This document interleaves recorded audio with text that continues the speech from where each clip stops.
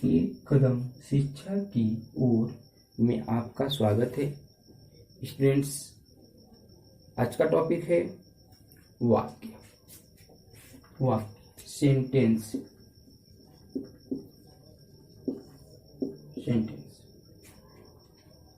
अब स्टूडेंट्स, आज का जो टॉपिक सेंटेंस है, वाक्य, ये बहुत ही इंपॉर्टेंट टॉपिक है, क्योंकि जब भी हम किसी शब्द का यूज वाक्य के रूप में करते हैं, वाक्यों में करते हैं, यदि उस वाक्य का अर्थ न समझ में किसी को आया या उल्टा समझ गया, तब क्या होता है? जस्ट अपोजिट, जो उम्मीद लगाकर आप बात बोलते हैं वह जस्ट उसके अपोजिट हो जाता है। जो उम्मीद ना लगाए हैं वह हो जाता है। मतलब पूरी लाइफ वाक्य बोलने, सीखने और सेट करने में चली जाती। अब देखिए कैसे वाक्य बोल रहे हैं, थोड़ी सी अगर उसमें मिस्टेक हो गई तो क्या होगा आपके साथ? उस वाक्य का अर्थ ही उल्टा हो जाएगा। और जो सोच करके उस वाक्य को बोले हैं, वह सोच करके बोले हैं वह होगा नहीं, जो नहीं सोचे वह हो जाएगा।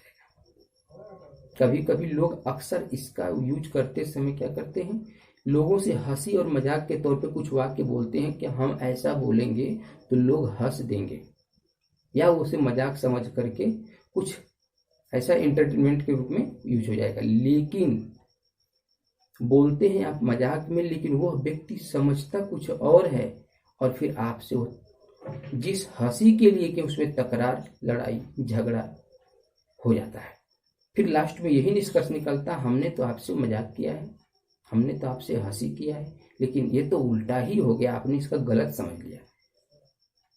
तो स्टूडेंट्स, ये वाक्य का फेर है। आइए वाक्य देखिए क्या होता है। ये तो रही दैनिक जीवन की बात, लेकिन स्टूडेंट लाइफ में वाक्य पढ़ना, सीखना, समझना, सारी चीजें आज आपको हम बताएंगे। सबसे पहले आपसे कोई क्वेश्चन कोई करता है, या आपका मन ही, या आप खुद स्वयं सोचते हैं कि वाक्य क्या होता है, वाक्य किसे कहते हैं? तो आइए आप अपने विचार का आंसर लीजिए। आइए आप वाक्य के बारे में जानिए, और आइए इतना सीखिए कि यदि आपसे कोई पूछता है वाक्य किसे कहते हैं, तो उससे जवाब दे सकें। स्टूडेंट्स, इसके पहले हमने आपको कई चीजों को समझाया है। क्या क्या बताया है? वर्णमाला, हमने बोला इसका डिफिनेशन रटिएगा मत, इसी नाम को तोड़िएगा और तोड़कर जोड़ दीजिएगा। वर्ड प्लस माला। हमने ये भी बताया था कि अब इसका वर्ड का मतलब क्या होता है? अक्षर। दूसरा नाम अक्षर भी होता है, और माला का मतलब क्या होता है? शब्द। तो आपने डिफिनेशन इससे बता दिया कि वर्डों के समूह को वर्णमाला कहते हैं, या अक्षरों के समूह को वर्णमाला कहते हैं। आपने डिफिनेशन बता दिया। यही बात हमने बात की आपसे शब्द की। अगर आपसे कोई पूछता है शब्द किसे कहते हैं, तो सेम आप यही बताए कि अक्षर, कई अक्षरों के मेल से, क, म, ल। हमने यही आपसे एग्जाम्पल लिया था, कमल। कई अक्षरों के मेल से एक शब्द का निर्माण होता है, जिसका कुछ न कुछ अर्थ हो। आपने ये चीज बता दिया। आइए आज का टॉपिक जो है वाक्य है, सेंटेंस, इसके बारे में जानिए। जैसे आपने इसका डिफिनेशन बनाया और बताया और समझाया, सेम वैसे ही आपने शब्द का डिफिनेशन बनाया, बताया और समझाया, और आज फिर वाक्य का भी डिफिनेशन आप स्वयं ऐसे ही बनाएंगे अपनी बोलचाल की भाषा। वाक्य किसे कहते हैं? तो आप बोलिएगा कई शब्दों के। यहां पर देखिए कई शब्दों के। जैसे हम आपको एक वाक्य का एग्जांपल लेते हैं।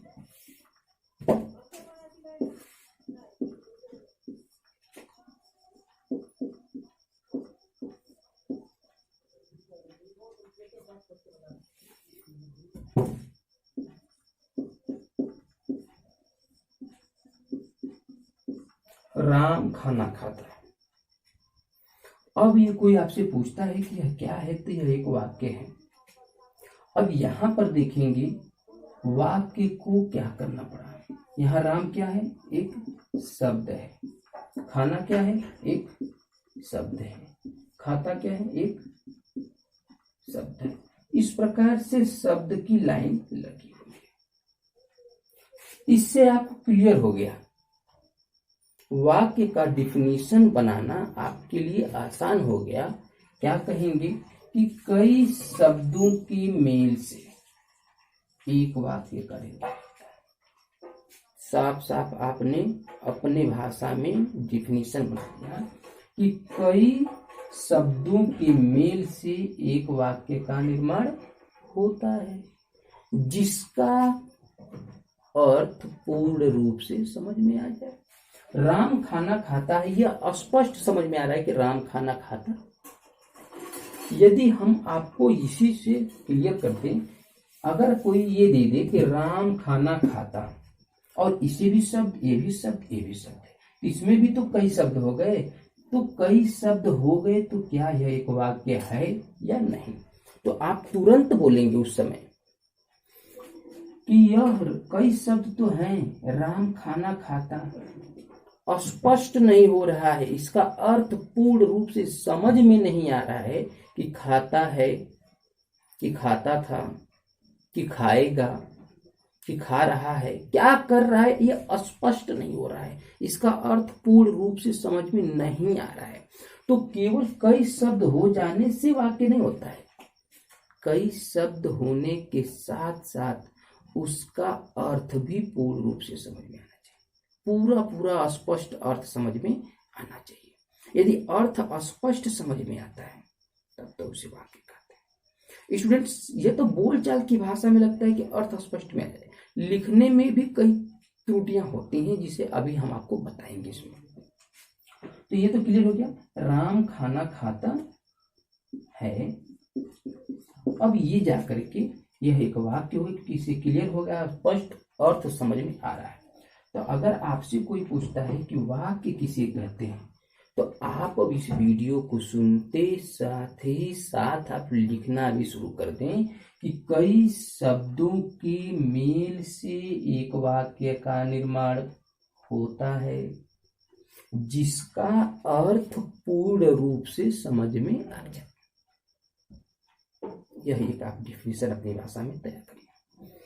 अब इस डिफिनीशन को याद करने के लिए सबसे आसान तरीका, यहाँ पर बोल रहे थे अक्षरों के समूह को या कई अक्षरों के मेल से वर्णमाला बनता है।